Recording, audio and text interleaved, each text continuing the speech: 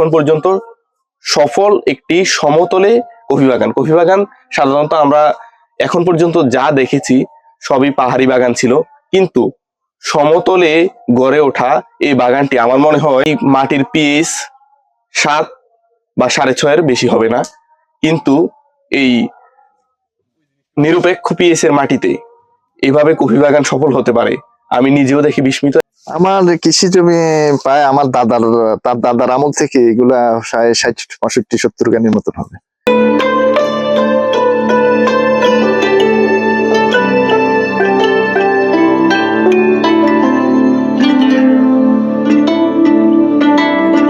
এমন একজন কৃষকের পাশে দাঁড়িয়ে আছি যিনি একাধারে একজন শৌখিন এবং ধনী কৃষক।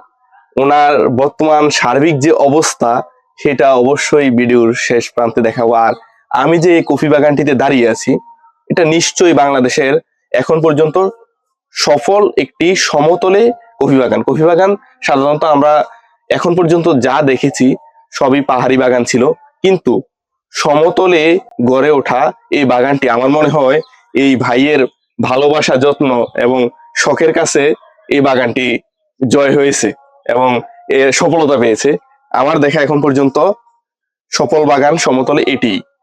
এই মাটির পিএইচ 7 বা 6.5 বেশি হবে না, কিন্তু এই নিরপেক্ষ পিএইচ এর মাটিতে এভাবে কফি বাগান সফল হতে পারে আমি নিজেও দেখি বিস্মিত।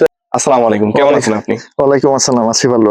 আপনি কেমন আছেন? আছি আলহামদুলিল্লাহ। তো আপনার যে বাগানটা যে কেউ দেখলেই অবাক হবে, যেটা কুমিল্লাতে মানে খুবই অবাক করার মতো বিষয়।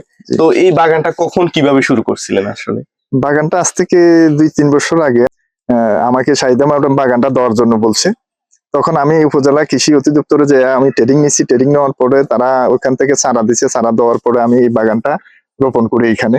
তখন বলছে যে কিছু ছায়া, কিছু রোদ, স্যাঁতস্যাঁতের মাঝে এই বাগানটা হয়।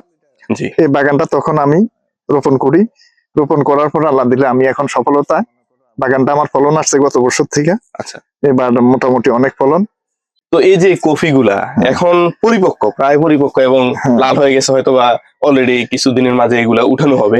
তো এই কফিগুলা উঠানোর পরে কিভাবে প্রসেস করেন এবং এর টেস্ট কেমন বাজারের কফির সাথে তুলনা করলে? না, এই কফিগুলো উঠানোর পরে উঠাই এটি মনে করেন 12 ঘন্টা পানিতে, আমার ট্রেনিং এ বলছে যে 12 ঘন্টা পানিতে ভিজাইয়া এটি সিমের বীজের মতন খোলসটা উঠাইতে হয়। উঠাই এরপরে মনে করেন রোদে শুকায় বা খোলা টাইলা এগুলা রোস্ট করতে হয়। হ্যাঁ, রোস্ট করে তারপরে এগুলারে ব্লেন্ডার বা মেশিনে ছুড়ে পাউডার করতে হয়। পাউডার করে তারপরে কফির মতন এগুলা খাওয়া যায়।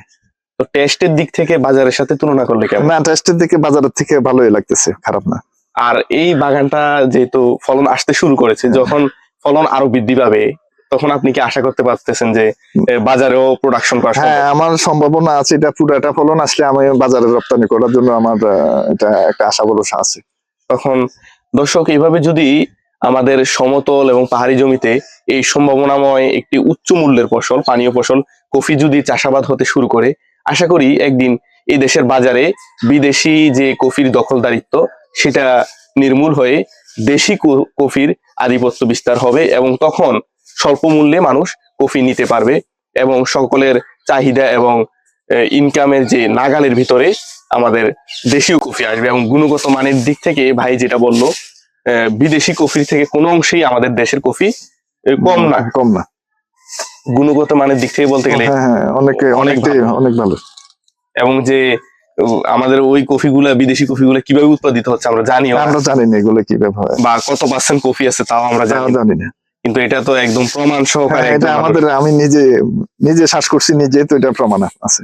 আচ্ছা, আর এই ভাইয়ের যে কৃষি কর্মযোগের মাঝে কি কি আছে সেটা অবশ্যই আমরা জানবো। তো আমরা একটু অন্যদিকে যদি আলোচনা করি, তাহলে আপনার এই যে সম্পদ, আপনার কৃষি জমি কতটুকু আছে?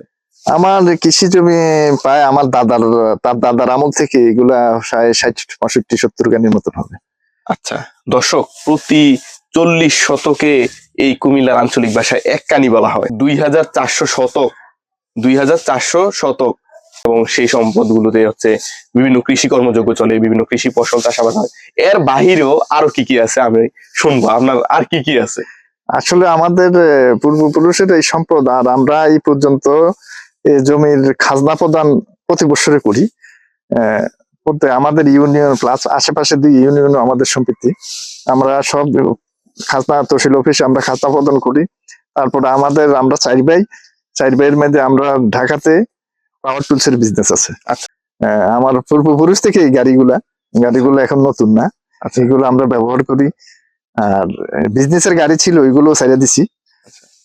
ট্রাক্টর টুকটার ছিল, ট্রাক ছিল, ওইগুলো ছাইড়া দিছি। তাও লোকের সংকট।